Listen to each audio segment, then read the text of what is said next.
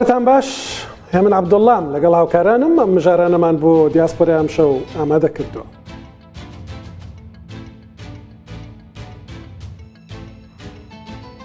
سبەی لە ستۆکۆڵم گەورەترین گرتبوونەوەی دیاسپۆرای کوردی بۆ یادکردنەوەی گشتپرسی کوردستان بەڕێوە دەچێت. بڕیار بە کۆنسێرت بکرێ و زۆر هونەرمەندی کورد تێدا بەشدار دەبن. ئەمێکی دیکە ئەوردەکاریەکانی باز دەکەین. بەپێی داتا فەرمیەکان ئەم ساڵ بە بەراورد بە پار کۆچی نایاسایی بۆ نێو یەکێتی ئەوروپا زۆر کەمی کردووە. ئەگەر ورتر بیڵم 39% دابەزیوە، دوایی زۆرتری لەسەر دەزانن. هەرچەندە 8 کەس خنکان و کوردیشان لە نێودا بوون، بەڵام هەرواش ئەم هەفتەیە زۆرتر لە 1000 کۆچبەر لە فەڕەنساوە بە نۆکەندی ئینگلیزدا بە بەلەمی بچووک پەڕوونێتەوە بەریتانیا. وەزیرێکی حکوومەتی بەریتانیا دەڵێ فەڕەنسا هاوکاری تەواویان دەکات لە ڕێگەکردن بۆ پەڕینەوەی کۆچبەران، بەڵام میشەکە زۆر قورسە. ئیتاڵیاش ڕێگەیەکی نوێی تاقی کردەوە بۆ ڕێگەگرتن لە کۆچی نایاسایی، ئەوش بە داخستنی زۆرتر لە 1000 پەیج و ئەکاونتی ئەوانەی گومانیان لێ دەکرێت قاچاقچی بنیانیش ڕەکلام بۆ داشکاندن لە نرخی هێنانی نەفەری قاچاقدا بکەن. لە دیاسپۆرای ئەم شەودا وردەکاریەکەی باز دەکەین. هەر لە باسی سوسیال میدیادا ئەڵمانیا پێشنیازی کردووە لەمە دووە ئەوانەی داوای ڤیزای شنگن دەکەن چالاکیەکانیان لە تۆڕە کۆمەڵاتەکاندا بخرێتە ژێر چاودێریەوە. دکتۆر ئیبراهیم سەلمان پاش 14 ساڵ لە بڵاوبوونەوەی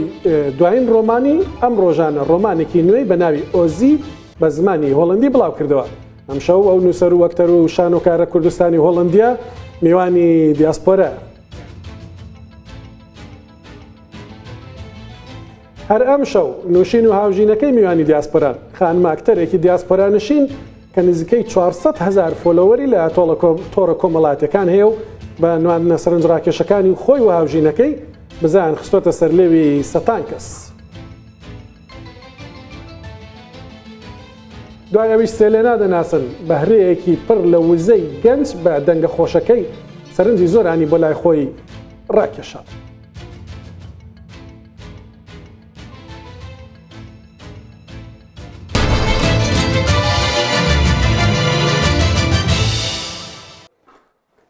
سبەی لە ستۆکۆڵمی پایتەختی سوێد یادی 7 ساڵەی بەڕێوەچوونی گشتپرسی سربەخۆیی کوردستانە. ژمارەیەک ڕێکخرا و دامەزراوەی کوردی کاریگەر لە پشت یادکردنەوەکەن و وایان داناوە کە سبەی بۆ دیاسپۆرای کوردی لە سوێد بکەنە ڕۆژێکی پڕ لە میوزیک و گۆرانی و بەهێزکردنی هەستی پێکەوە بوون. کاک بارزان کۆچکایە لەگەڵمە لە سوێدەوە یەکێک لە ڕێکخرانی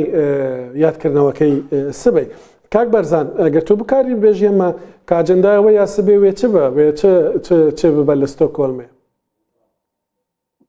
کێکواز دەستپێکە gelek spasî dikim ji bo medya Rûdawayê ji bo ke emkarî vê çalakiyê xwe Kurdê diaspora agadar bike.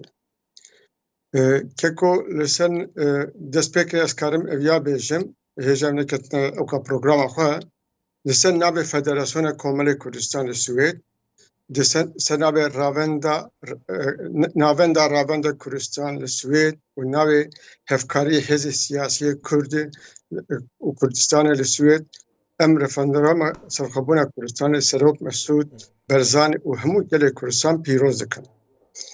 û heviya serkeftinê ji gelê Kurd re dixwazî. Ez spasiya xwe pêşkêşê Serok Mesûd Barzanî dikî û hemû kesû ki alîkariya Kek Mesûd kirine dora wî bûne ji bo ke roja referandumê çê bibe.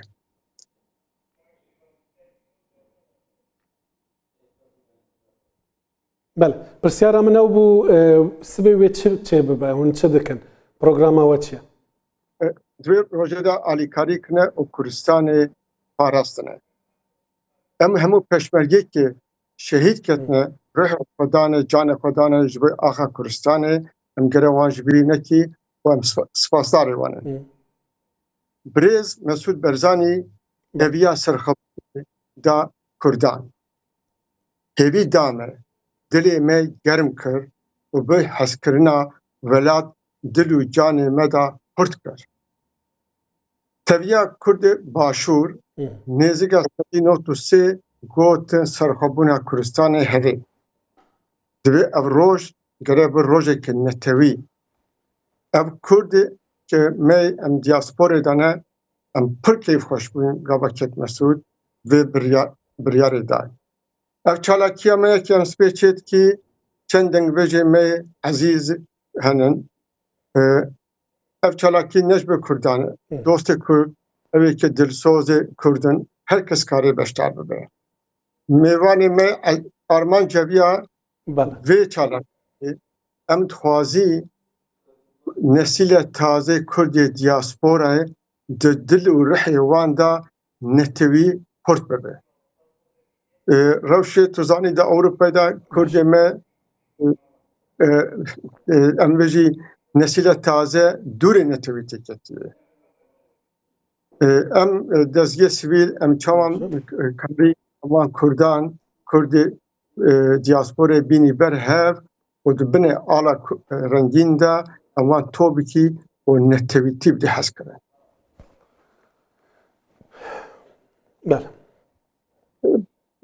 باشە gelek spas kak Berzan Koçkaya digel min bû demêwe tan pê bilim ke li Swêd pirsyareke min li kak Berzan ew bû ke birer we çî rêk bixin ew ke bo min hatwe Federasyonê Komala Kurdistanekan li Swêd navendî Rewandî Kurdî li Swêd û her wa Komîtê Hawkarî Hêzê Siyasa Kurdistanekan Spênê li Stockholm merasîmekiyan dibe têda hunermendan Cudî û Narîn her wa bi müzik aras bejdar dibe wekû gotman یادی حوت ساڵی گشتپرسی سەربەخۆی کوردستان دەکەین. زۆر سپاس کاک بارزان کۆچکایەکە لەگەڵمان بووی. لە ڕۆژی شەمەی ڕابردووەوە تاوەکو چوارشەممە وەتا ڕۆژانی ڕابردووی ئەم هەفتەیە 1118 کۆچبەر بەلەمی بڵین بچووک لە فەڕەنساوە خۆیان گەیاندۆتە بڵین لە نۆکەندی ئینگلیزەوە بێگومان خۆیان گەیاندۆتە بەریتانیا. ئەو ژمارەیە بێگومان ئەوەی تێدا کە لە ڕۆژی شەمە و یەکشەممەوە ژمارەیەکی زۆر کۆچبەر گەڕێندرانەوە بۆ فەڕەنسا لە نێویاندا ژمارەیەکیان بەلەمەکان وەرگەڕا و خنکان کە یەکێکیان خەڵکی دەربەندی خان بوو باوکی لە کالێ بە چاوی پڕ لە گریان و چیرۆکەکەی بۆ ڕوودا و بێگومان بۆ هاوکارمان زنارشینۆش گەڕایەوە کە ڤیددیۆکەی بەڕاستی لە تۆڕە کۆمەڵاتەکانیشدا ڤیددیۆیەکی زۆر کاریگەر بوو. ئێستا وەزیری ئاسایشی سنوورەکانی بەریتانیا ڕایگەیاندووە کە فەڕەنسا هاریکاریەکی باشی بەریتانیا دەکات بۆ ڕێگەگرتن لە پەڕینەوەی کۆچبەران. دەیم ئەنگەلا ئیگڵ لەلایەن ڕۆژنامەوانانی بەریتانیاوە پرسیاری لێکراوە کە بۆچی کاتێک کۆچبەران دەگەنە بەریتانیا سواری بەلەمە بچووکەکانیان ناکەنەوە و فڕیان نادەنەوە فەڕەنسا بەڕێیان ناکەنەوە یعنی پرسیارێکی زۆر توندیان لێ کردووە ئەو لە وەڵامدا وەزیرە بەریتانیا کە دەڵێ حکوومەتەکەی ناتوانێت ئەمە بکات چونکە کوالیتی ئەو بەلەمانەی کە بەهۆیانەوە کۆچبەران دەهێنرێنە بەریتانیا هێندە خراپە کەوا دەکات کۆچبەری زۆر لە ڕێگەی گەڕانەوەدا گیان لە دەست بدەن.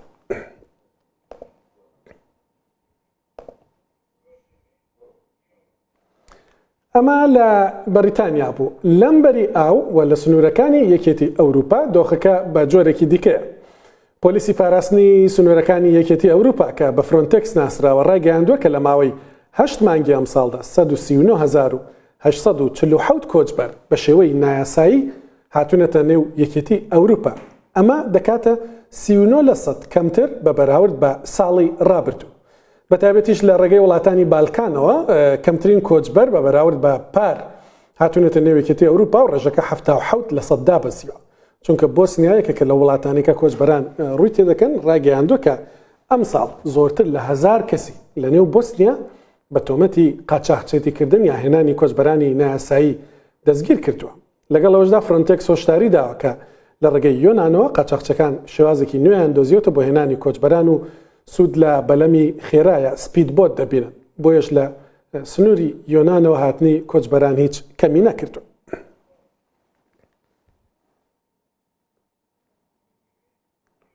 یەکێک لە هۆکارەکانی کەمبوونەوەی هاتنی کۆچبەرانی نایاسایی بۆ دەستگیرکردنی قاچاقچیان و هەڵوەشانەوەی بێگومان تۆڕەکانیان دەگەڕێتەوە لە هەواڵی پێشتریشدا باسم کرد. بۆیە ئیتالیا ڕێگایەکی نوێ تاقی دەکاتەوە. ئەویش دۆزینەوەی ئەکاوت و پەیجی قاچاقچەکان و هاوکارەکانیان و داخستنی ئەوە کانتانەیە. پۆلیسی ناوچەی پالێرمۆ لە ئیتالیا ڕاگەیاندووە کە ئەم ڕۆژانە لە ئۆپەراسیۆنێکدا زۆرتر لە 1000 ئەکاونتی لەو جۆرەی داخستووە. لە هەندێک لەو کەناڵانەدا قاچاقچەکان ڕکلامیان بۆ تەنانەت پاکێجی خێسانی کردووە بۆ کۆچی نایاسایی و داشکاندنیان بۆ منداڵان و ژنان کردووە. ئۆپەراسیۆنەکە هاوبەش بووە لەگەڵ کۆمپانیای مێتا کە دەزانن خاوەنی فەیسبوک، ئینستاگرام و واتسەپە. پۆلیسی ئیتاڵی دەڵێ قاچاقچیەکان لیبی و میسرین و بێگومان ئەوان خاوەنی ئەو ئەکاونتانە بوون. ئەوان بە شێوەی مامناوان 5,000 دۆلاریان بۆ گەیاندنی هەر کۆچبەرێک وەکو نرخ کە پەیجەکانیان ڕاگەیاندووە. بەڵام هەندێک لەو پەیجانە ڕکلامیان بۆ پاکێجی VIPش کردووە و داوای پارەیەکی زۆرتریان کردووە.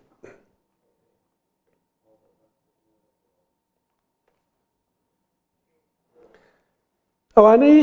دەیانەوێت داوای ویزای ئەڵمانیا یان هەر وڵاتێکی دیکەی ئەندام لە شێنگندا بکەن ئەم هەواڵە بۆ ئێوە. پۆلیسی ئەڵمانیا پێشنیازی کردووە کە لەمەوتوە هەر کەسێک داوای ویزای کرد ئەکاونتەکانی لە تۆڕە کۆمەڵایەتەکاندا بپشکندرن. پۆلیسی ئەڵمانی دەڵێ ئەمە ڕێگە لە ئەنجامدانی گەندەڵی لە پێدانی ویزادا دەگرێت و ئەوانەی کە مەترسیشن لەسەر ئاسایشی ئەوروپا بەو شێوەیە دەستنیشان دەکرێن. واتە بۆ نمونە ئەگەر کەسێک بەڵگەنامەی ئەوەی دابێتە کۆنسڵخانەیەک کە بۆ بزنس دێتە ئەوروپا بەڵام لە ئەکاونتەکەی دیار بێ کە کەسەکە ژیانێکی هەژارانەی هەیە لە وڵاتی خۆی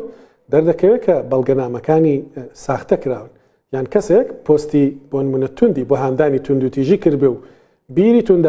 تونداژۆیی هەبێ پەیجانێک کە هەیەی یان ئەکاونتی کە هەیەی دەکرێت داوای ویزاکەی ڕەت بکرێتەوە. بێگومان ئەمە هێشتا پێشنیازە و نەکراوەتە بڕیار.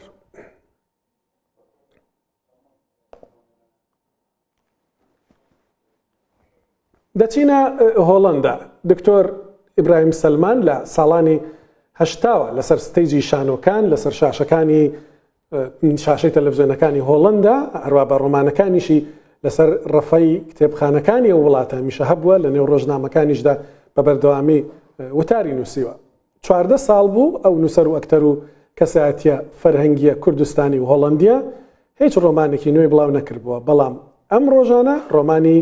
ئۆزی بە زمانی هۆڵندی کەوتە بازارەوە. دکتۆر ئیبراهیم سەلمان لە ئەمستەردامەوە لەگەڵمە. پیرۆزە کاک ئیبراهیم،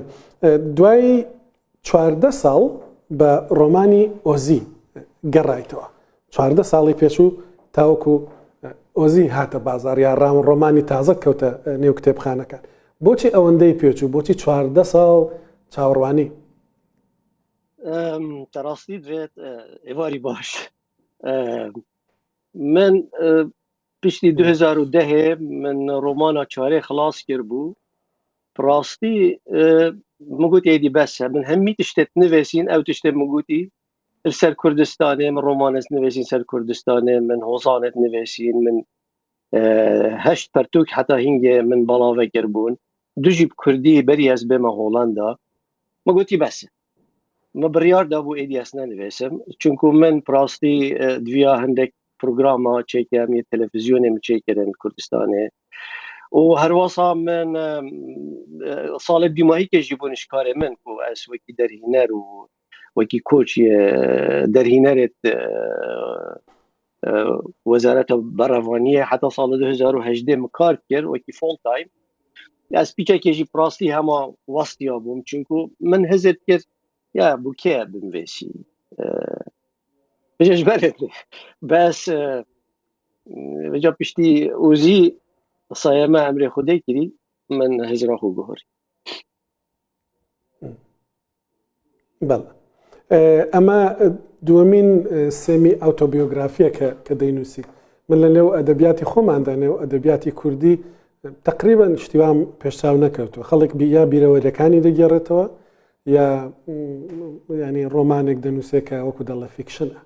بەڵامەوەی کە ئەمجارە کردوتە ینی وەکو جاری دووەم سێمی ئۆتۆبیۆگرافیە. بۆچی ئەو ژانرەت هەڵبژارد؟ ئەوەی کە باسی ڕابردووی خۆت دەکەی بەڵام لە نێو ئەو ڕابردۆشدا هەندێک شتەیە کە بەڕاستی ڕوویان نەداوە کە دەیگەڕێەوە لە ناو ڕۆمانەکەدا. دزانی ئەس وەکی هەکوت بێژن ئەو داخین چەلەنج منیا هەی پڕاستیک و ئەس هەر نەقل تشتێکی نی بموێسم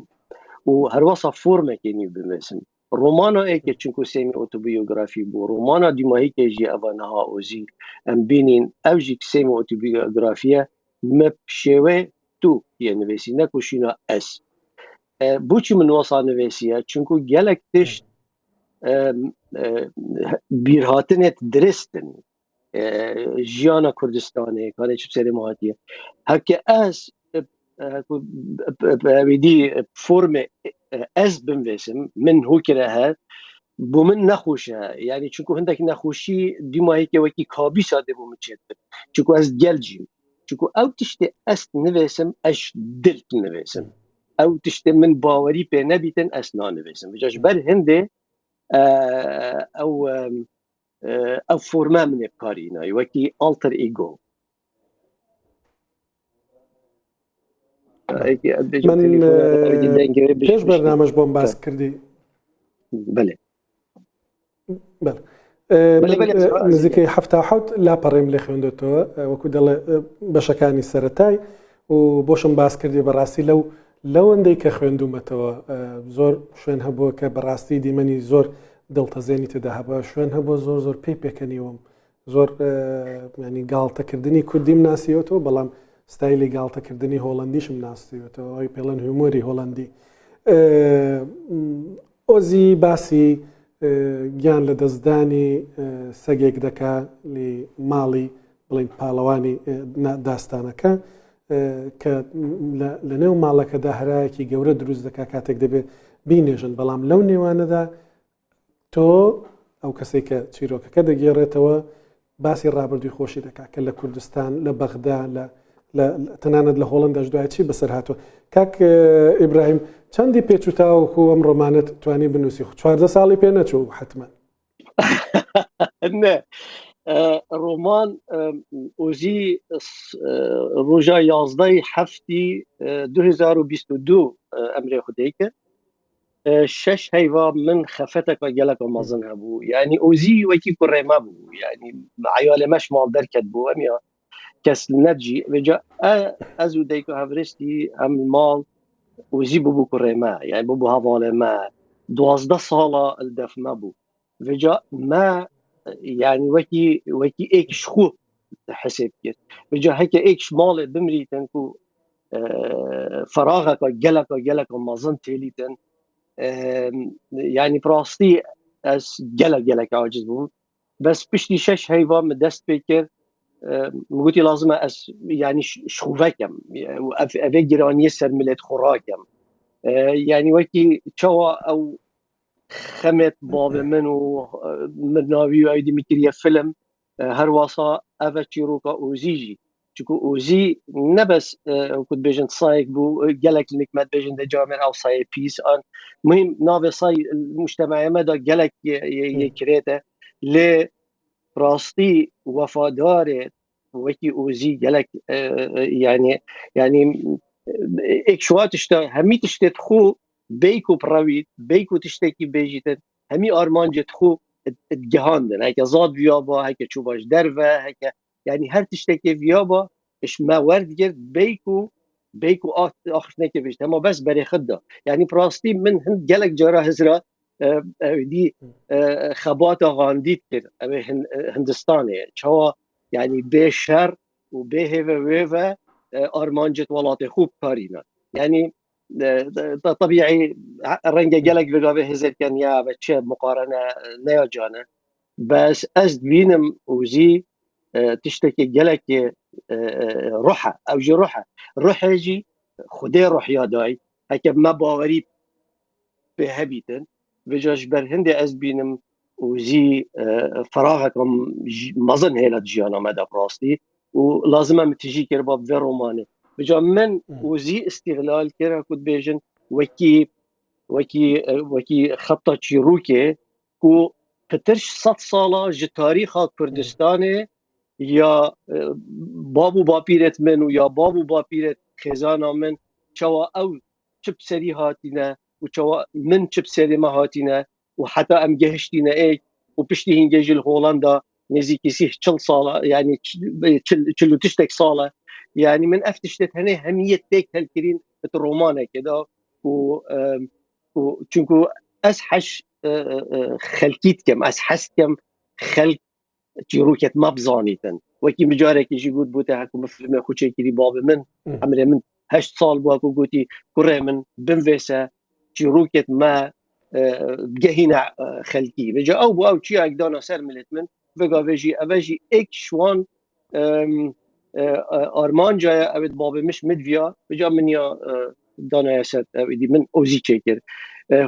هیوی دارم که مثلا اوزی ببیت فیلم يعني جلك من ارمان چیا هاي و از بشم و روايه بكم فيلم تا حفته وحفت باج اويدي بر فريت خارين او بخو يعني بتر دو صط بر فرهش تايت ماي بجا تشلو سي فصلا تشدجني في كردي والله يا ظالم تشلو سي فصلا هر تشلو سي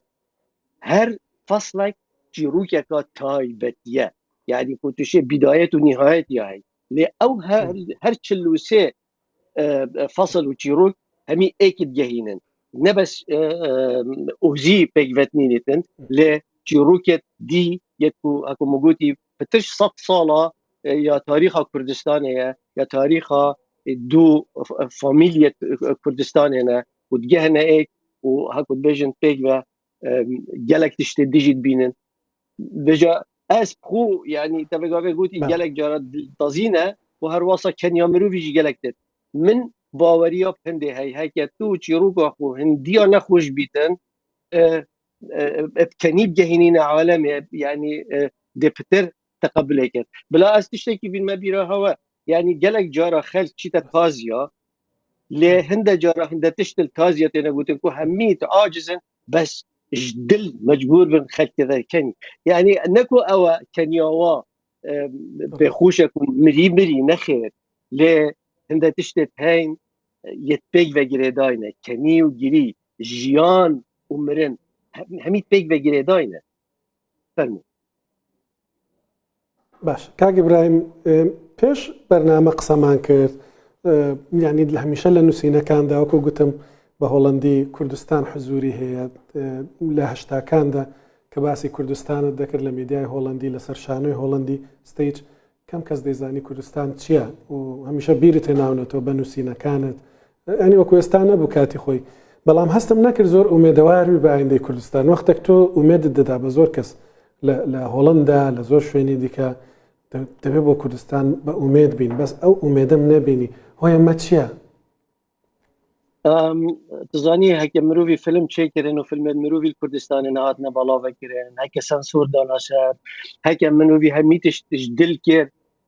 و نهاد نویدی کرن یعنی از بجم بو چیه بو کیه بو چی از کم يعني أبا براسي إيك شو أجرا وكي ديجي أزبينم كوم من مبخو يعني في المخوية دي ما يجي ما أبو بابوي من هيوان نمايا كو كردستان ببيت الدولة شو كوميدي راسا موضوع جالك ديرو درجة هي كذي أبا 6 سالة أسخو أكون بيجن شمت كيراتيا مشكلة كردي دا هنديش مهات يجي مخزمتها ملت كردية كذي بشكل كي ساخلم بشكل كي فيان ليه أزبينم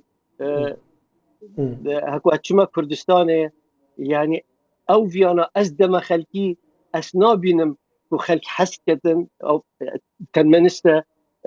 كو خلق فيانا قبيل بكتن هشكو خلقي نبيتن مروف فيانا بدتي هشكو نبيتن مروف فيلم أبو شيكتن هشكو نبيتن مروف رومان أبو شيكتن يعني أس براستي أستناجهم تشتكي ديجي خلق ماي أوروبا تصورت يعني من أول برتوكا نهاية هولندي أسنويسم يا يازده جالية كردي يعني حتى في قبل كنت كردا برتوكت مخاندين بلا مسألة كبيجن يعني جالك مروتين جوكي جنابته وجالك تي يجيرك تين ليه هكتبدي واقعي نقطة بينش نقطة شاش نقطة حفت هش صدق خلق ما يتعمق كري المجتمع خويا كيفن دات عادات وتقاليد خويا كيفن دات يعني حتى الكردستاني بتدي باش بيش كتين وش قبل اوروبا يعني ايك شوات اشتا مثلا اس دينم خلقه فيري همي اف كرديل فيري يعني هوجي شو تشتانينم ناحيه ماده باريت يعني حتى سوشيال جيبن يعني كسي هوجنينه هميا بريكة خويتك بس نقول ابوكو بارا بتر شو افت احزاب ودا همي حزبه معاشوا ابو تتفيري استناجي هم افتش توصل اجاز بيجم رنگ خلقي دليلات بيتن از بيجم بوچي موچل كردستان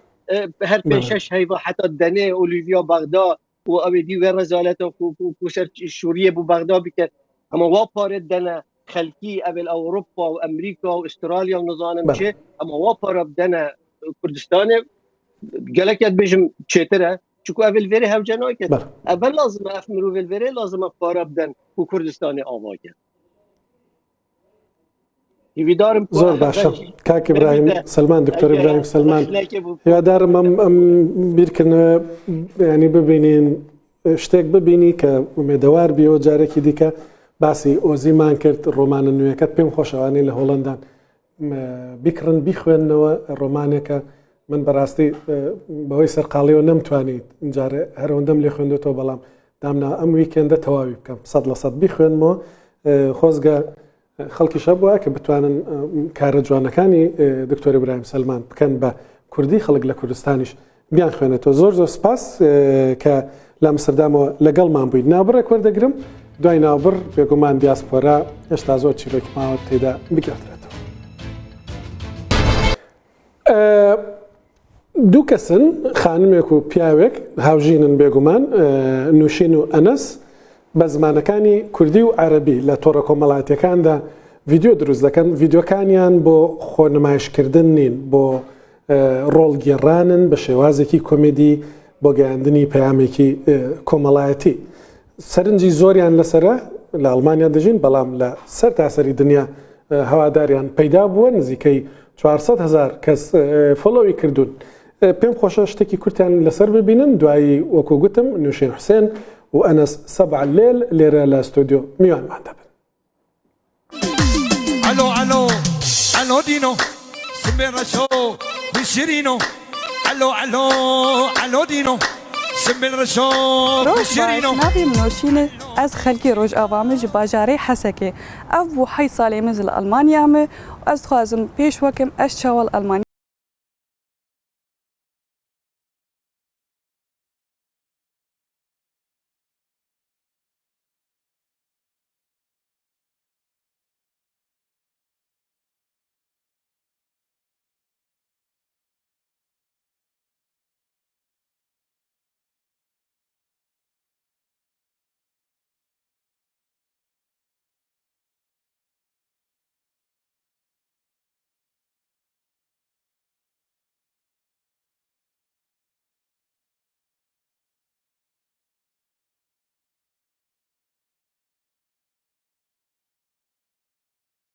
هەورە دژین کورۆدین و ئەبە ئەزم چاویرۆ چۆ شەو و ڕۆژ دیفتە دەبەزم ئەکو زانیم تستە غەریبم و ئیشەو jî ez mêvana bernameya diyasپۆرە لەسەر کەنالا ڕووداو ez ê wê de bêtir behsa xwe û karê xwe bikim gelekî bixêratin nûşên û enes gelek bixêratin يعني نشاني مدان فيديوين وا بوم قالك يعني مهم بخوش بون كوميديت كوميدي ودبيني كو قالك بوزيتيف ونهاجي دكانن قالك بوزيتيف و تشاو دا سبيكت او تما بالرياضه وا فيديوهات هيك اوكي ام 2020 مدى سبيكر روجا ام زوجين شبرغو براستي يعني روجا زوجيني ودا سبيكر فيديو لا روجا زوجيني بشتي صالك تقريبا فكرامه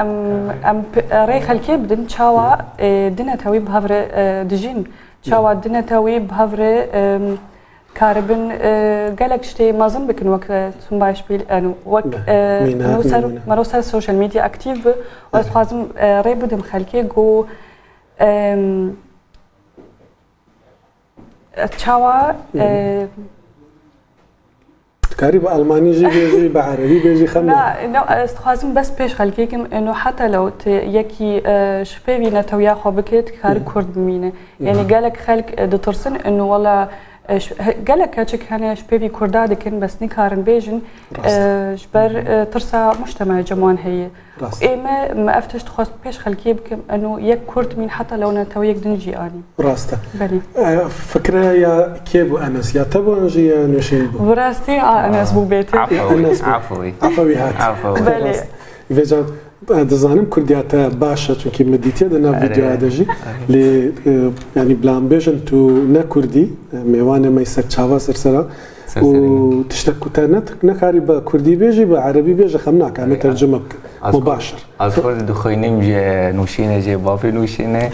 فير بوي جوان و على عربي بشتغل عم اتعلم الكردي منهم انه عم اخذ الثقافه الكرديه الحلوه من المجتمع الكرم الضيافه اللي كيف الواحد بيساند بعضه والحمد لله لحد الان انا فخور وطالما نحن مع بعض رح نحافظ على ثقافات بعض لا هي تضايقني ولا نضايق وحتى نعطي الصوره جميله للمجتمع انه نحن بنقدر نتعايش مع بعض. بيجا بلاز بيجو بينرين منكو كرديه وعربي نظام تدويجي قال لك كيف من هاتيه چونكي كوبهافرينا من كولتورا وانديتيا كولتورا بلندو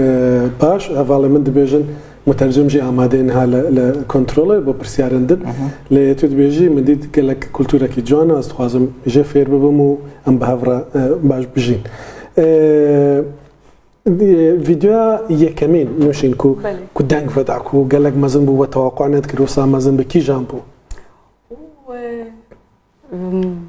السوداء قال لك يعني تقريبا فيديو ابين جابو 4 مليون اني جديده يعني خلال دروجه لسر تشبو صار كرم الضيافه الكردي مرة راجع على البيت ڕۆژێکیان گەڕامەوە ماڵەوە بینیم خەڵکێکی زۆر هاتوونە میوانێکی زۆر هاتوونە یەکسەر پێی گوتم بڕۆ گۆشت بخڕە وتی ئەم شەو میوانمان دەبن و لەلای ئێمەدا دەمێنێنەوە زیاتر لە 15 کەس بوون ناس نكر بيت شيء الشغل فقريا وبراستي ولو بو الشغل فقريا سوا سريع حشتك حاضرة قال دوار خلك هاتني اشتبك گۆشتی ئەس بێژم وە ڤیدیۆیەک ژە هێل سەر گۆشت مەرەگە نزانم گۆشت ئەنەس بە کوردی دەبێژە دەڤیدیۆ گۆشت حياته يوها دز ترند طلعت ترند ترند بيت ترند راست ايش ابغى اخذ فاز كليانت تكرا الماني nach dem Essen, wenn das Essen so schmeckt, dann sagt man, Rahmetisch der Raboi. كو خواش بد بجن كردي برتبدي راسته زحمته نوشينا تنحاجي بحث كريك ب يكي نكرد وراب بزوجه بجن ما عرفت شو كرد نما شو نما كرد راس اللي وتشكري و تو كلتورش هفدو نزيك كرنا كردي وعربي تشجيع زيدتره كوبودين انجي تشتنا خوش قالك كود بيست كلكي نجي هاشتم تكاردي سبرتيار خو دبيجم او كاركو هن هذاك وكارك ليك دو ملتها شافدو نزيبك كردو عرب لي او تشتكوا بوادي رياكسيون كوتين زيدتر دبيجن هربجي وكارك باش كريان جي هنا دبيجن براستي ولو هنا جي بس فتره اول تقريبا 2 ساله خلك دو ديما بون خلك دقوتن انه دسبيكي خلك دقوتن انه دفيت تيك توك خو بفي دفيت انستغرام خو بفي تنك كرد دفيت نابي خدرناخ بكرد بوني لانه تيكي نجنه تويا خو انيه و بس ما درباس كيرفي تشتيو سر اخو ما كنت جمهوري عربي تدبيجن او يعني دبيجن كوريما تشو بوكرت عربي بيشتغل كيف تبع عربي بيشتغل عربي الجمهور العربي كثير حب الثقافه الكرديه كرديان خۆشویست کاتێک بووە ترند لە مەغریبەوە بگرێتەوە و وڵاتانی کەندا و سوپاس بەخوای گەورە خۆشەویستیەک و تەباییەک هەیە یەکدی قبولکردن هەیە لەلایەنی بەرامبەریشەوە دەتوانین پێکەوە بژین جاوجە بڕاستی تشتێ هەری مشکلە بێی مەرەگە و گۆشت چ تشتێکی دیە کووردا هەیە یا نوشین یا کووردا کتو دەبێژی واو كرم الضيافة ما بيست مرقة وقوشت ما بيست أولا الوفاء وفاء دڵسۆزی وەفا ونساند بعض لە هەمان کاتیشدا مرۆڤ دۆستیان سوسيال كونتاكت و پەیوەندی کۆمەڵایەتی زۆر گرنگە بایەخ بە خێزان دەدەن. ئەم زانیم ئەنەس لازقیەیە ومن قلت كوغوت هذه لازقي ما قلت نسوري تو لازقينا كان كيو جدا انا تشتكي وان هي تايبات با وقال لك كيفاتها بهاتبا حز كرناو عن ج افير يعني تشاوا ج افير حز دكينو تشاوا تخوازن هول بروكي بنوان اما منوسانه قال لك اما ام زارويت شي يعني تناس كرفه تشتي واني جمواجي تشي انا بس افجي قال لك اري افجي قال لك هي اللي الجموان مال بعد قال لك يخل هاف دقرن يعني افتشت جماجي هي بس نوصل وقت جموان خورته راسته عشان قال لك سباس نشينو انس ليفربول وان بشوبينن للسوشيال ميديا لانستغرام مديتيا لجيدن جهننا لتيك توك جيدن جهنا ببين تشتي خوش دبين تشتي كردي وعربي ميكسك قال لك خوش تشبيه قال لك سباس دستي وصافن ميواني دهاتومان نايسلناك جيكي گنجا يك دنيا شتكات لا كوغوراني دلا فيلم دروز دكا خريكي ميديا ماركتينج اونلاين ماركتينج سيناريو دنوسي زور شدكا فيديو كي ببينن دو ايليرا ميوان ماندبت. This is me, Selena, and this used to be me. أنا ناوم سيلينيا عمرم 22 سالة لألمانيا دجيم لقرباو كودايكم وبرام لشارتي كتسكا لألمانيا لدايك بوما بس استقبالام لشارتي كمكورة ترجيم. Ooh, I would say caring, funny and hardworking. بابم هر لمندالي ولا مالوا موسيقى بيدا كرد يعني موسيقى عربي وكردي وكو كلثوم وابزانم لبرامج زور حزا كم لموسيقى. من هنرمندم أكترو موسيقى تسيم يعني موسيقى دروستا كم دروما ناو فيلمش زور حزا كم لهنرمندي.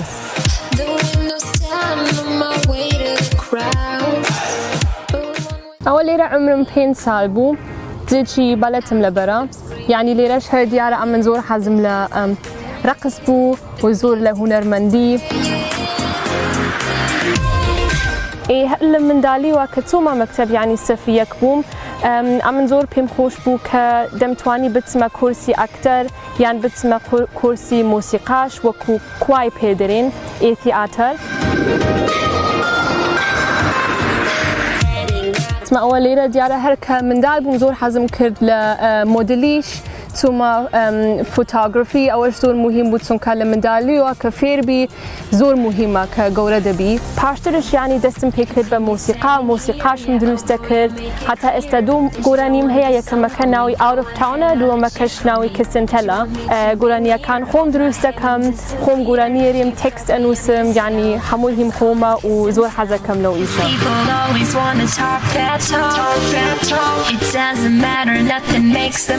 أول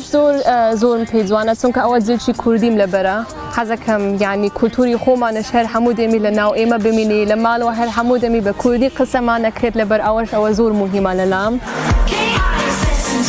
أم شوش ميوانم لبرنامج دياسبورا لسر كنالي روداو حزا كم زياتر باسي خوم بكم. بخير بسلنا زور بخير بي وكل الرابورت كجدا بيني من زور شدكي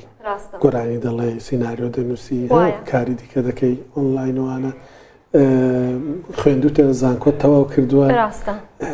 قرزني وهمشتا طبعا يعني قرصة بس عم نخوم بشريتي وهم حزا كم زور شد منجن كم لعيني وقت خوم لألمانيا لدايك بوما لشارتي كتسكا بس يعني استاش يعني لشارتي كم مقورة تردجيم لألمانيا زعمي أم خيندوا وكو خوت وراستا بزنس مانجمنت مخيند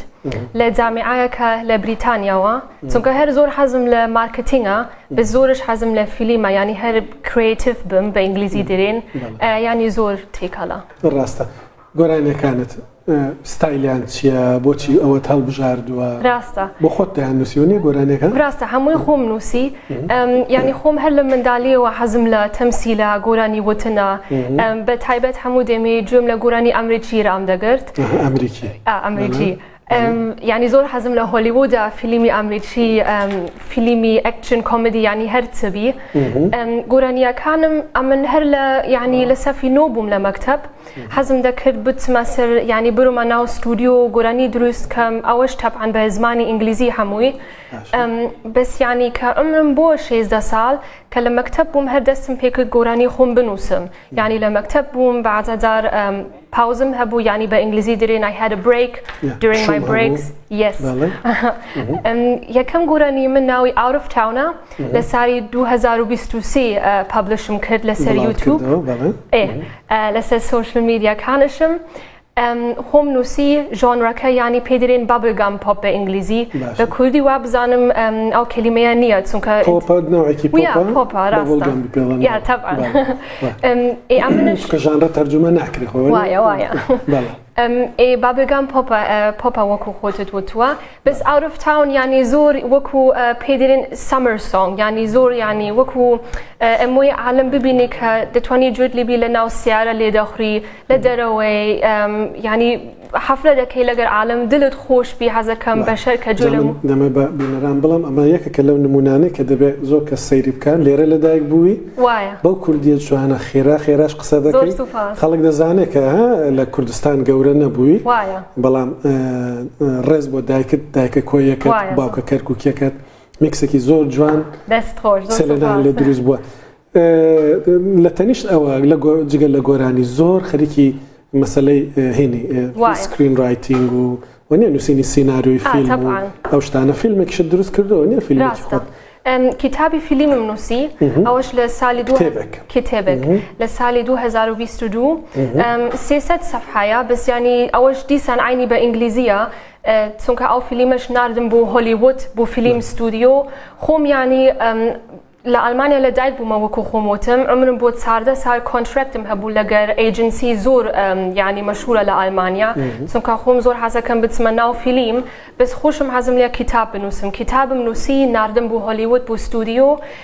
تونك باس موضوعي مهمة وكو لأمريكا بابرين زور دار مكتب مشكلة هي يعني بعد دار بدامان صدرونا ناو بيدرين سكول شوتينج أمنش زور حاسا كان زور مندالو مع مستاذ كل راستا أمنش زور حاسا كان باسي موضوع بكم مهمة يارمتي عالمش بدا وزياترش طبعا أمنش استا قولي خوم أويا بتسمعنا فيلم خوم تمثيل بكم بما أكتري بروفيسيونال زياتر دبي صد لصد دبي ما دام دتوي دبي قرصة خوش التزاني بلا بدلني أو إنرجي من أمر بيني مكهته صد لصد دبي زور سوفا شون كذا زاني موازنة يعني داكو باكشد لقلت بن وين دقو دانجو إنرجي كي توام نابي هميشار أبي خوش مبيرم يعني ببي يارمتي باوكو دايكم وبرام أمن نمدتواني أو إيش أنا بكم يعني برام حمودة ميالمتي من دا أو قراني وفيديوهات زوانا إنجو أبينا للسوشيال ميديا ولا يوتيوب يعني حمود فكرة براي خوما 50-50 وكو فتوم والتيشر داكو باوكو دانجو تيما زور ممنوني من دالة كان راستا أما اشتكي زور قوري بتابتي ليرة لأوروبا جيجا لو شوت كردو بلام لتنشت أو شوت بو سردمي كورونا لتيك توك دا شو كتهبو بلام لقل لوش كاردكي وابزا مثلا لقل كومبانيا كي لوس أنجلس كاردكي راستا چی تخوینده چی کارک دکی؟ أمن بزنس مانجمنت مخيندوات سونكا بزنس مانجمنت مخيندوات سونكا حزم لفيلم بوده مسياتر بزنم انترتينمنت اندستري كو يعني إيشكا بس لم لاوت سوما ناو شركة شي ماركتينج سونكا ماركتينج يعني أورو كزور مهمة يعني ارتست هي همو يعني سوشيال ميديا يعني هي أو كمباني أمن استلقريان إيشكم أمن ماركتينج كم بعد دار كلاينتم هي دين بابرين جميعان هي يعني وي عرسكن أمنش يارمتيان دم زياتر كليكيان بوبي سونك وكو خوت دوت إلى سالي 2020 كورونا بو يعني زور مهم بو عالم لماله بمني خويان ببارزنوا أمنش لتيك توك صار صفهم دروست كرت بيدرين سينا سلامور أو ناوي هنرمندي منا سيلينا سلامور سينا سلامور SELENA سينا سلامور yes and صار صفحة كان ناو يكسر 3000 فولويان هي وزيادة ل 6 مليون كليك أوش طبعا زورم بيهوشة كمنية وايا زور سباس دكم سيلينا زور بيهوش عالم سيلينا محيدين سيلينا سلامور yes فولو يمكن کچی خۆمانە دەمانەوێت گەورە بێ لایەندەدا کە گەورەش دەبێت مایندسێتەکەی وایە گەورە دەبێت زۆر سپاس زۆر سپاس بەخێر بێت سپاس بۆ ئێوەش کە لە ماڵەوە لەگەڵمان بوون هەر شتێکتان هەبوو وەک هەمیشە گوتومە هێڵی گەرمی دیاسپۆرا دەبینن بۆمان بنێرن تا هەفتەی داهاتوو بێ بەڵابن